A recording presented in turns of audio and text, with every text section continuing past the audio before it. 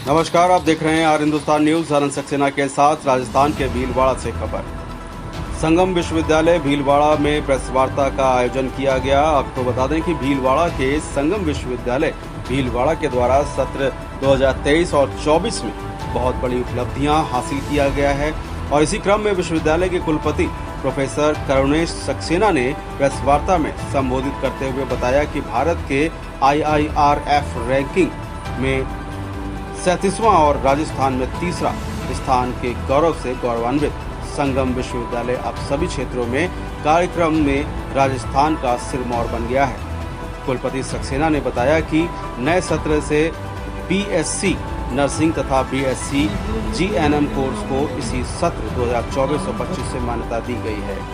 अब भीलवाड़ा के छात्र छात्राएं भी सभी सुख सुविधा एवं विकल्पों से पूर्ण लैब 100 बेड हॉस्पिटल में नर्सिंग की ट्रेनिंग विश्वविद्यालय द्वारा प्राप्त कर सकेंगे। संगम विश्वविद्यालय के पाठ्यक्रम में विश्व स्तरीय पाठ्यक्रम जैसे फिजियोथेरेपी, शिक्षा प्रौद्योगिकी में MA, शिक्षा नेतृत्व में PG डिप्लोमा, गाइडेंस और काउंसलिंग में डिप्लोमा, संगम ग्रुप द्वारा सपोर्टिंग टेक्टाइल डिप्लोमा जैसे पाठ्यक्रम इस नवीन सत्र 2024 और 25 से प्रारंभ किए जा रहे हैं। कुलपति ने जानकारी दिया कि मलेशिया की प्रमुख 2 बड़ी यूनिवर्सिटी से MOU, दुबई, वियतनाम, बांग्लादेश के विश्वविद्यालय से MOU आदि किया गया है। संगम विश्वविद्यालय ने भारतीय ज्ञान प्रणाली पर पाठ्यक्रम शामिल करने वाला पहला विश्वविद्यालय बनकर शिक्षा के क्षेत्र में एक अग्रणी कदम उठाया है। पिछले सत्र में लगभग देश की 80 कंपनियों ने विश्वविद्यालय में छात्र छात्राओं को रोजगार दिया है तथा लाखों के पैकेज पर चयन हुआ है। और प्रो वाइस चांसलर प्रोफेसर मानस रंजन पानीगाही ने बताया कि संगम विश्वविद्यालय ने शोध में एक ऐतिहासिक उपलब्धि प्राप्त किया है, जिससे अंतर्गत विश्वविद्यालय की फैकल्टी ने 100 से अधिक पेटेंट पब्लिश किए हैं। फिलहाल अब सुरक्षित रहिए, जुड़े रहिए आर हिंदुस्तान से। नमस्कार। पेपर आउट हो गए तो हमारे यहाँ पे जो पेपर जो होते हैं उनके सिक्योरिटी सिस्टम को लेकर क्या कुछ अरेंजमेंट रहते हैं, नंबर 1। सेकंड, जो जिस तरीके से देश में चल रहा है उसको लेकर आप ही क्या होंगे? पहला क्वेश्चन तो आसान है, दूसरा थोड़ा आपने कठिन क्वेश्चन किया है। और एक बार आपका परिचय और देंगे सर? मनीष जैन, दैनिक भास्कर। जी।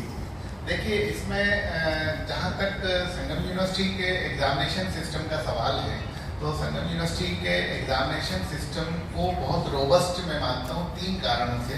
पहला कारण तो ये है कि आज तक कभी भी कोई ऐसी शिकायत आप लोगों के पास भी नहीं, आप सभी जागरूक पत्रकार हैं, ऐसी कोई शिकायत नहीं आई जैसी कि अन्य यूनिवर्सिटियों में आती है या इवन गवर्नमेंट यूनिवर्सिटीज में जैसे कई बार शिकायत आती है कि परीक्षा व्यवस्था चरमरा गई, कभी लेट हो रही है, कभी कुछ हो रहा है। ऐसी कोई प्रॉब्लम नहीं है। यहाँ पर क्वेश्चन पेपर यूनिवर्सिटी के टीचर्स के द्वारा भी बनाए जाते हैं और बाहर से भी बनवाए जाते हैं। प्राइवेट यूनिवर्सिटी में ये कम होता है कि बाहर से भी हम पेपर बनवा करके मंगा करके और बच्चों का एग्जाम कराएं। आज तक कभी इस प्रकार की लीकेज की कोई प्रॉब्लम नहीं है। ये तो एक बात है। दूसरी बात ये है कि जो हम डिग्री बच्चों को दे रहे हैं उस डिग्री में 17 सिक्योरिटी फीचर्स हैं। 17 सिक्योरिटी फीचर्स में उसका फोटो भी आ रहा है, होलोग्राम भी आ रहा है, उसके बहुत सारे फीचर्स हैं। वो नेकेड आई से तो देख भी नहीं सकते, कई बार ऐसे भी उसके नकल करना असंभव है। ये दूसरी बात। तीसरी जो बहुत इंपॉर्टेंट बात है जो कि अभी वर्तमान में प्राइवेट यूनिवर्सिटियों पे जो प्रश्न चिन्ह लगते हैं उसका जवाब मैं देना चाहूँगा संगम की ओर से कि यहाँ पर 2012 में यूनिवर्सिटी की स्थापना हुई है।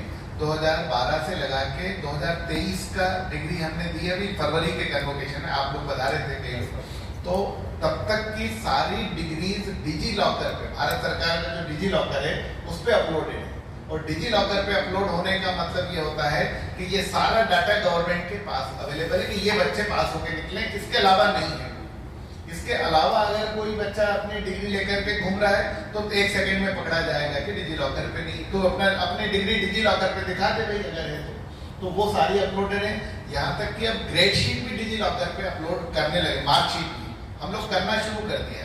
तो ये हम लोग प्रयास कर रहे हैं। पर आप आए हैं, बहुत अच्छा लगा मुझे। संभवतः पहली बार जो है हमारे दैनिक भास्कर के मित्र आए हैं, पत्रिका से कोई दूसरी बार। अच्छा, तो पिछली बार क्या मैं था नहीं? बहुत से बार विद्यार्थी असमंजस में रहता है कि मुझे क्या करना चाहिए, क्या नहीं करना चाहिए, कौन सी यूनिवर्सिटी में जाए, कि ताकि वो इस शंका से दूर रहे कि मैं सही डिग्री कर रहा हूँ और सही यूनिवर्सिटी से कर रहा हूँ। बहुत बढ़िया, ये इतना अच्छा सवाल इन्होंने किया है। और जो मैं शुरू में पहली सेंटेंस बोला था उसी पर जा रहा हूँ कि सेलिंग नहीं करते, मार्केटिंग नहीं करते, ब्रांडिंग करते हैं। आप एक रैंडमली आप एक काम करिएगा, आप पहचान बताए बिना, आप में से कई युवा हैं जो पीएचडी भी कर रहे हैं या कुछ भी, तो आप जाइए हमारे ऑफिसेज में, और ऑफिस में मैंने उनको, टीचर्स भी बैठे हैं, उनको ये कह रखा है कि आपको मार्केटिंग नहीं करना है, काउंसलिंग करना है। और हमारे टीचर्स ऐसी काउंसलिंग कर रहे हैं कि जो कोर्सेज अगर उस बच्चे की पर्सनालिटी में लगता है कि उसको फलाना कोर्स करना चाहिए, वो कोर्स संगम में नहीं भी है, तो उसको काउंसलिंग दे रहे हैं कि भाई तुम इस कोर्स के लिए उपयुक्त हो, ये कोर्स अपने यहाँ नहीं है, फलानी जगह है, तुम वहाँ ट्राई करो। ये भी हम कर रहे हैं। इस प्रकार से कोई हमें इस तरीके की कोई आवश्यकता नहीं है कि हमें यंग घेर करके लाना पड़े, और शब्दवाद का तो कोई मतलब ही नहीं, बल्कि उल्टा उनको ये कहा जा रहा है कि कड़ी मेहनत और परिश्रम के लिए तैयार होकर आना चाहिए। आज सरकार, आई एम सॉरी टू से, बट मैं खुद सरकारी यूनिवर्सिटी से आया हूँ, लेकिन सरकारी यूनिवर्सिटियों की खासकर कोरोना पैंडेमिक के बाद की हालत किसी से छुपी नहीं है। बच्चों का क्लास में आना दूभर हो गया है, एग्जाम समय पे नहीं हो रहे, रिजल्ट समय पे नहीं आ रहे। आज संगम यूनिवर्सिटी के जितने भी एग्जाम्स होना थे अभी इवन सेमेस्टर के, सारे एग्जाम हो गए, 70-80% रिजल्ट आ गए, रिजल्ट वेबसाइट पर है, और अगला सत्र शुरू हो गया। और जूनियर बैच जो फ्रेश एडमिशन लेना है, वो एडमिशन प्रक्रिया बड़ी तेजी से चल रही है, और प्लेसमेंट है। मेरे अंदाजे में, मेरे कार्यकाल में 3 साल के करीब 1400 बच्चों का प्लेसमेंट हुआ है 3 वर्षों के अंदर, if I am not wrong. Doctor Anurag Sharma बैठे हैं, तो 300 करीब 1200 का मुझे ध्यान है, 1200 तो निश्चित रूप से बच्चे प्लेस होना चाहते हैं। होता क्या है कि कुछ बच्चे उच्च शिक्षा में जाएंगे, जो BA BSc वाले वो प्लेस क्यों होना चाहेंगे, वो आगे पढ़ेंगे। कुछ बच्चे अपने फैमिली बिजनेस के होते हैं, आप जानते हैं भीलवाड़ा में फैमिली बिजनेस के बच्चे भी आते हैं, वो अपने बिजनेस में वापस लौट जाते हैं। कुछ एंटरप्रेन्योर बनना चाहते हैं। उद्यमिता के लिए हमने ये सेंटर यहाँ के आपके पड़ोस में ही बनाया है, centre for entrepreneurship and skill development के नाम से।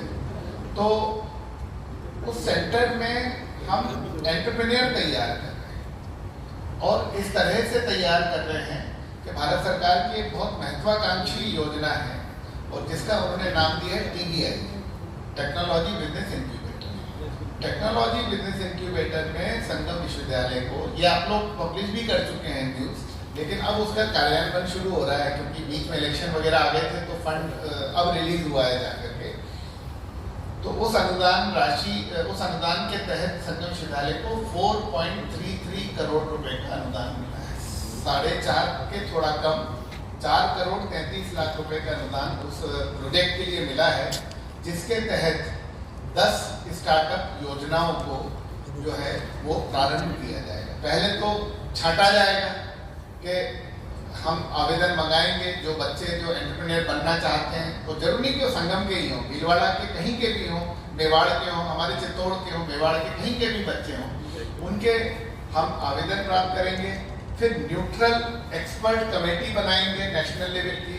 वो लड्डा जी आप जानते होंगे, एंजल इन्वेस्टर जैसे रतन टाटा जी हैं, तो रतन टाटा ऐसे युवाओं को ढूंढ करके उनके स्टार्टअप में काफी पैसा लगाते हैं। ये मॉडल इस तरीके का है कि जब वो उद्योग कमाने लग जाएंगे, ये जो 10 प्रोजेक्ट हैं, जब ये कमाने लगेंगे, तो इनके प्रॉफिट का हिस्सा सेंटर में आएगा, क्योंकि भारत सरकार ने अनुदान दिया 4.5 करोड़ का, 3 साल की परियोजना है। इसको अगर लंबा चलाना है, आगे भी चलाना है, तो फिर इन कंपनियों के प्रॉफिट से वो प्रोजेक्ट चलते रहेंगे, आगे नए ऐसे और स्टार्टअप आते रहेंगे। तो इस प्रकार से ये परियोजना चलेगी। आपको बताते हुए मुझे गर्व और हर्ष हो रहा है कि इस प्रकार का अनुदान राजस्थान ही नहीं, नॉर्थ इंडिया में किसी भी प्राइवेट संस्थान को नहीं मिला है। ये अनुदान राजस्थान में बिट्स पिलानी को, सेंट्रल यूनिवर्सिटी राजस्थान को, और मनोज यहाँ पर हैं, और IIM उदयपुर को, IIM Udaipur, central university, bits Pilani, इतना मुझे ध्यान है। MNIT को नहीं, MNIT को 4, इन 4 को मिला, शायद बनिस्टरी को नहीं मिला।